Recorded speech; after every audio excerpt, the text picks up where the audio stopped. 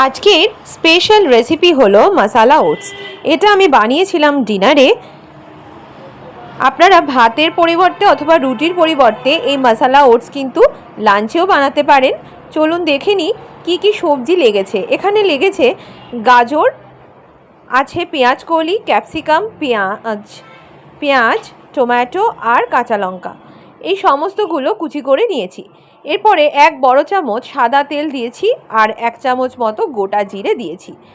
জিরেটার খুব সুন্দর একটা গন্ধ বেরোতে শুরু হবে, তারপরেই আমরা ফার্স্টে দিয়ে দেবো পেঁয়াজ আর লঙ্কা কুচি। 1 মিনিট মতো নাড়াচাড়া করার পরে বাদবাকি যতগুলো সবজি কেটে রেখেছিলাম, যেমন ক্যাপসিকাম, টমেটো, গাজর, পেঁয়াজ কলি, সমস্ত কিছু দিয়ে দেব। আপনাদের বাড়িতে যা যা সবজি অ্যাভেলেবেল আছে আপনারা সেগুলো ইউজ করতে পারেন। এটা কিন্তু সবজি দিয়ে করলে খুবই সুস্বাস্থ্যকর খেতে হবে, আর বাচ্চারাও কিন্তু খুব এনজয় করে খাবে, বাড়ির বড়রা তো খাবেই। টমেটোগুলো যাতে খুব সুন্দরভাবে নরম হয়ে যায় তার জন্য প্রথমে পরিমাণ মতো নুন দিয়েছি আর দিয়েছি 1/2 চামচ মতো হলুদ গুঁড়ো।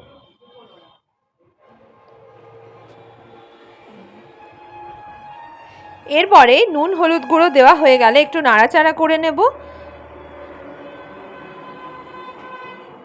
আর এর মধ্যে আমি দিয়ে দিচ্ছি 1/2 চামচ মতো আমচুর পাউডার। আমচুর পাউডার দিলে সুন্দর একটা ট্যাঙ্গি ফ্লেভার আসে।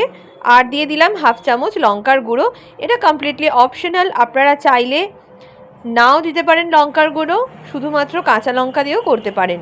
এরপরে 1 ইঞ্চি একটা আদার টুকরো ভালো করে গ্রেট করে নিচ্ছি। গ্রেটারে গ্রেট করলে অসাধারণ কিন্তু একটা স্বাদ আসে। আর নিরামিষ দিনেও কিন্তু আপনারা এটা শুধুমাত্র পেঁয়াজ আর পেঁয়াজকলি বাদ দিলে খেতে পারবেন। এরপরে দিয়ে দিয়েছি মশালা ওটসের মিনি যে প্যাকগুলো থাকে সেই প্যাকের মধ্যে প্রথমটা দিয়ে একটু নাড়াচাড়া করে নেব, তারপরে আরেকটাও দিয়ে দিচ্ছি। এটা ভেজিসের, আর আগেরটা হচ্ছে শুধু মশলা ওটস।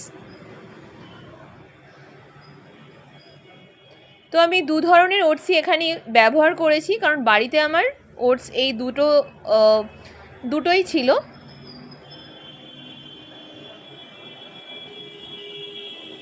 এরপরে একটু নাড়াচাড়া করার পরে জলটা গরম জল দেবেন, আর চেষ্টা করবেন এমনভাবে জলটা দেবেন যেন সবজিগুলো একটু ডুবে থাকে, বেশি না, যতটা ডুবে থাকার দরকার ঠিক ততটা যেন ডুবে থাকে। ব্যাস, এরপরে দেখবেন অসাধারণ কিন্তু টেক্সচারটা দেখলেই আপনার খেতে ইচ্ছা করবে। ঢাকা দিয়ে 10 মিনিট মতো রেখে দিয়েছিলাম মিডিয়াম ফ্লেমে। ঢাকাটা খুলে একটু নাড়াচাড়া করে দেখে নেব প্রত্যেকটা সবজি আর ওটসটা আমার হয়েছে কি না। আর একটু এটা হতে লাগবে। একদম শেষে গিয়ে দিলাম ম্যাজিক মশলা, এটা হচ্ছে ম্যাগির দিচ্ছি। আপনারা চাইলে যে কোনো নুডলস মশলাও দিতে পারেন, তবে ম্যাজিক মশলাটা সাধারণত দিলে খুব সুন্দর একটা টেস্ট আসে।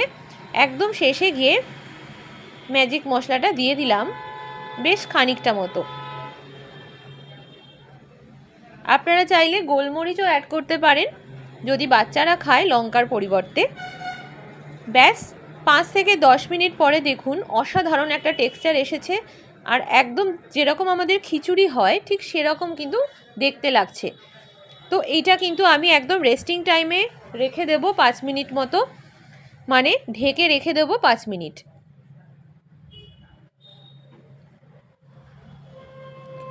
যত এটা আপনি রেস্টে দেবেন তত দেখবেন এর স্বাদটা অসাধারণ আসছে। ব্যাস, এবার আমি রেস্টিং টাইমে দেওয়ার পরে এটাকে সার্ভ করে নিচ্ছি।